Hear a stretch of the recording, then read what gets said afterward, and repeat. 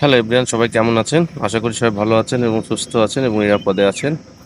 আজকে অ্যাকচুয়ালি যে গরম, তাতে চিন্তা করছি আজকে আর মোটো ব্লগ করবো না, তাই আমার বাইকের উপরে উঠেই কথা বলতেছি। হেলমেটটা একটু রেখে দিয়ে নিই আগে।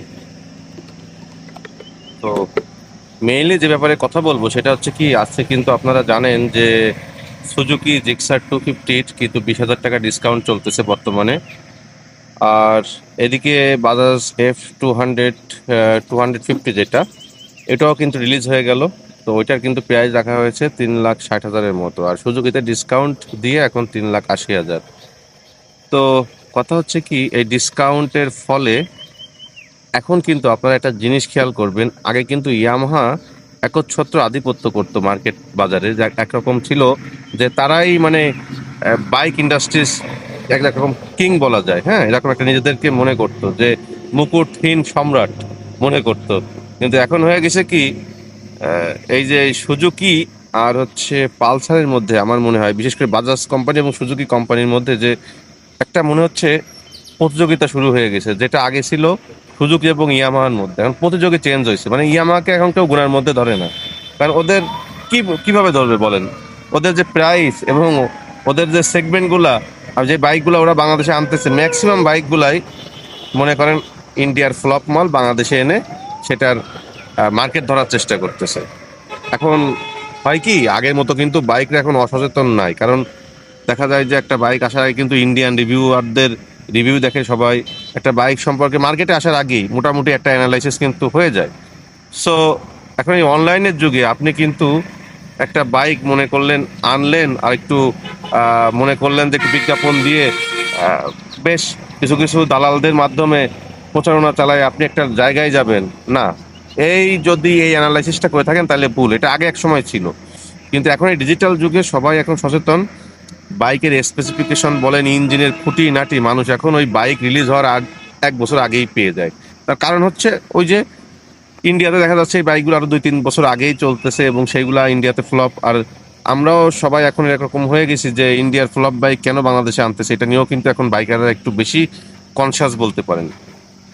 সব জায়গায় একরকম আলোচনা সমালোচনার মধ্যে পড়তেছে এই যে ইয়ামাহা। আর এটার একমাত্র ড্রাইভার হচ্ছে এসিআই মোটরসের। ইয়ামাহার দোষ দিব না, এটা ড্রাইভার সম্পূর্ণ এসিআই মোটরসের, কারণ তারাই বাংলাদেশের একমাত্র ইম্পোর্টার। এখন যদি মনে করেন এসিআই মোটরস বাদে অন্য কেউ হতো, হয়তো বা আমরা এই বাইকগুলো আরো 50-60 হাজার টাকা কমে পেতাম। উফ, আজকে প্রচন্ড গরম, এই যে ঘেমে যাচ্ছি। আর দ্বিতীয়ত ঘেমে যাওয়ার একটা কারণ হচ্ছে প্রচন্ড রাগ হচ্ছে। আমি যে বাইকের উপরে বসা, এই বাইকটা হচ্ছে দেখাই আপনাদের, এই যে ইয়ামাহা এফজেডএস ভার্সন 4।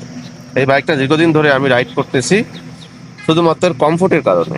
এখন এই কমফোর্ট শুনলে আবার কেউ হাসাহাসি করেন না যে রিসেন্টলি যে আপনার এফজেড এর যে 250 যে বাইকটা রিলিজ হলো, ওটা তো কমফোর্টের নিয়ে বেশ একটা আলোচনা চলতেছে মার্কেটে। সো এই জন্য কমফোর্টের কথা শুনলে এখন মানুষ একটু সমালোচনা করে। না, কমফোর্ট আছে, এটা ঠিক আছে, কমফোর্ট আছে, সোফা বলেন সবই ঠিক আছে, কিন্তু এই বাইকটা আসলে একটু পাওয়ারের দিক থেকে একটু না অনেক কম। তো ওইসব আলোচনায় এখন যাব না, ওইটা নিলে মানুষ অনেক কিছু অনেকভাবে বলবে। ভাই কাইন্ডলি কেউ উল্টাপাল্টা বললেন না, আমি ইয়ামাহা নিয়েই বলতেছি। তো কথা হচ্ছে কি, ইয়ামাহা নিজেদের পলিসির কারণে দেখেন অলরেডি কিন্তু প্রতিযোগী একজন হারালো। এখন কিন্তু সুজুকি এবং বাজাজের মধ্যে একটা ব্যাপক, আমি দেখতেছি একটা রেষারেষি চলতেছে। কারণ বাজাজ যখন 3,60,000 দিয়ে F200 250 যেটা, ওটা যখন রিলিজ করলো, তখন সুজুকি কিন্তু 250-র দাম 20,000 টাকা ডিসকাউন্ট দিয়ে দিল। এখন অনেকেই কিন্তু চিন্তা করবে যে 20,000 টাকা বেশি দিয়ে আমি একটা রিলায়েবল কোম্পানির বাইক না কিনে কেন আমি বাজাজ কিনতে যাব। ওদের সার্ভিসিং এরও একটা হায়ার সিসি বাইকগুলোর বাজাজের কিন্তু সার্ভিসের ব্যাপক কমপ্লেন আছে, যেটা সুজুকিতেও আছে। কিন্তু সুজুকিটা একটা মানুষ একটা মানে আস্থা পায়, কারণ যেহেতু জাপানিজ কোয়ালিটি আর এটা হচ্ছে ইন্ডিয়ান কোয়ালিটির, যে দুটার মধ্যে কিন্তু পার্থক্য আছে, অনেক অনেক অনেক পার্থক্য। সো যার কারণে অনেকেই কিন্তু চিন্তা করবে। আর সুজুকির লুকস গুলো বলেন, পাওয়ার বলেন, সবকিছু তো একটু অন্যরকম। সো সবাই কিন্তু কম বেশি শিফট হয়ে যেতে পারে, ম্যাক্সিমাম লোকই শিফট হবে।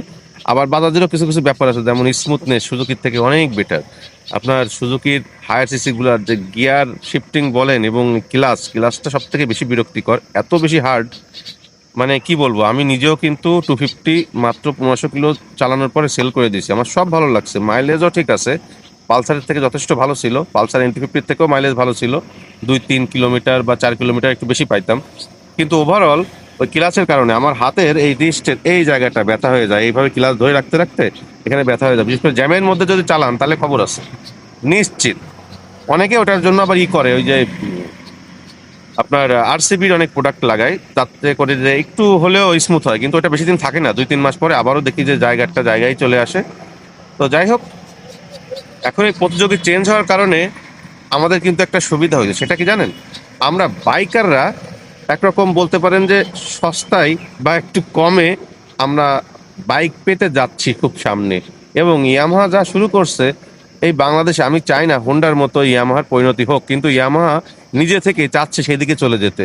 মানে একরকম ওরা কিন্তু প্রতিযোগীর বাইরে চলে গেছে। দেখুন আপনারা কিরকম বলা যায় যে হোন্ডা সিবিআরটা এখন কয়জনে কিনে? বিশেষ বিশেষ কিছু পার্সন কিনে। বাইক খারাপ না, কিন্তু ওই যে এর সাথে টিকে থাকতে পারতেছে না তো নিজেদের দামের কারণে। 7-8 লাখ টাকা দিয়ে একটা সিবিআর না কিনে একটা R15 তার থেকে কমের দামে পাচ্ছে, জিএসএক্সআর তো আরো কম দামে পাচ্ছে। সো কিছু কিছু ব্যাপার আছে, আপনি যখন ভ্যালু ফর মানির দিকে না যাবেন, যখন আপনি চিন্তা করবেন আমি তো রাজা, আমি সম্রাট, এই অহংকার থাকবে, একটা পর্যায়ে আপনি ধ্বংস হতে বাধ্য। কারণ অহংকার পতনের মূল, এটা আমরা অলওয়েজ দেখে আসতেছি এবং এই প্রবাদটা বাস্তব সত্য এবং প্রত্যেকে এটা আমরা বিশ্বাস করি এবং জানি। এবং যারা এটা বলে গেছে প্রবাদটা, অবশ্যই আমাদের থেকে তাদের জ্ঞান অনেক বেশি। তো যাই হোক, এই গরমের মধ্যে ঘেমে আপনার জন্য ভিডিও করতেছি, কারণ কি এই যে 20,000 টাকার যে ডিসকাউন্ট দিল না, এখন কিন্তু এই যে মার্কেটে যে খেলা জমে গেল, এটা কিন্তু আমাদের বাইকারদেরই সুবিধা। আমরা চাচ্ছিলাম যে এরকম প্রতিযোগিতা হোক, যে একটা বাইক রিলিজ হবে, ওকে টেক্কা দেওয়ার জন্য সে আবার 20,000 টাকা কমাই দেবে, সে একদম আবার আরেকটা কমায় 30,000 টাকা কমাই দেবে। এটাই তো হওয়া উচিত ছিল। এটা খুবই ভালো লাগলো, সুজুকির এই অফারটা যেন কন্টিনিউ থাকে। তাহলে ইয়ামাহাও দেখবেন ওইদিকে আস্তে আস্তে লেজ গুটায় পালানোর জন্য সব কমাতে শুরু করবে। আমি বুঝি না, 4,60,000 টাকা MT-15 ভার্সন 1, সেটার দাম বেড়ে 4,20,000 ছিল, এক সময় 4,15,000 ছিল, সেটা এখন 4,60,000 ভার্সন 1 ভাই, ভার্সন 2 না। কেমনে পসিবল? মানে যেখানে মানুষ দাম কমায় আমার সেখানে দাম বাড়ায়। আবার আমাদেরই দোষ, কিছু কিছু ফ্যান বেজ আছে আমাদের, যে ইয়ামার MT-15 না নিলেই নয়। কিন্তু আপনি কি জানেন MT-15 এর বাপ হচ্ছে জিক্সার 250? তো তাই না, যদি স্লিপার ক্লাসটা দিত জিক্সার 250-তে, তাহলে আমার মনে হয় না 4,60,000 টাকা দিয়ে কেউ MT-15 কিনতো। কিন্তু শুধু সমস্যা ওই একটা জায়গা থেকেই, একটা হচ্ছে স্লিপার ক্লাসটা নাই, আর ওটা তো লিকুইড কুল, এটা হচ্ছে অয়েল কুল। যদিও আমি অয়েল কুল সুজুকি, যেটা আমার কাছে, অন্য কেউ কি মনে করলো জানি না, আমার কাছে কিন্তু অয়েল কুল যে সকল আমি বাইক চালিয়েছি বিশেষ করে ইয়ামার, সেইগুলোর তুলনায় সুজুকির লিকুইড কুলটা ভাই আমার কাছে তেমন একটা ভালো লাগে নাই। আমার কাছে মনে হচ্ছে যে এখনো ইঞ্জিন বেশ পা রাখতে কষ্ট হয় গরমকালে, বিশেষ করে এখনকার যে ওয়েদার, এই ওয়েদারে আপনি পা রাখতে কষ্ট হবে, গরম হয়ে যাবে। সেখানে কিন্তু MT-15 অটোমেটিক্যালি আপনার ওইটা কুলিং এর মাধ্যমে ঠান্ডা করে ফেলে, যার কারণে আমার ওই লিকুইড কুলিংটা একটু বেশি বেটার মনে হয়। তো যাই হোক, ওভারঅল এই খুশির একটা সংবাদ, আপনারা জানেন, সবাই অবগত আছেন, তারপরেও আমি একটু আপনাদেরকে জানাইলাম।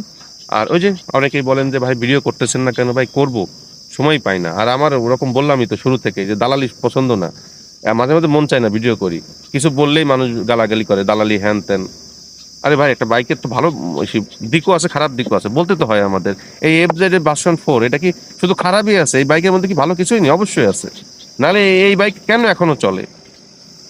প্রত্যেকটা বাইকের আছে, জিক্সারে খারাপ ভালো মন্দ আছে, হোন্ডার আছে, হিরো আছে, কোনো জিনিসই পারফেক্ট না। আমরা মানুষই পারফেক্ট না, সেখানে একটা যন্ত্র, মানুষের তৈরি একটা যন্ত্র, সেটা কিভাবে পারফেক্ট হয়? যাই হোক, আজকের ভিডিওটি এই পর্যন্ত। সবাই ভালো থাকবেন, সুস্থ থাকবেন। এখন থেকে মার্কেট পর্যালোচনা হবে, টুকটাক কথাবার্তা হবে। তো সবাইকে পরবর্তী ভিডিও দেখার আমন্ত্রণ রেখে এখানে শেষ করছি। সবাই ভালো থাকবেন, সুস্থ থাকবেন। আল্লাহ হাফেজ।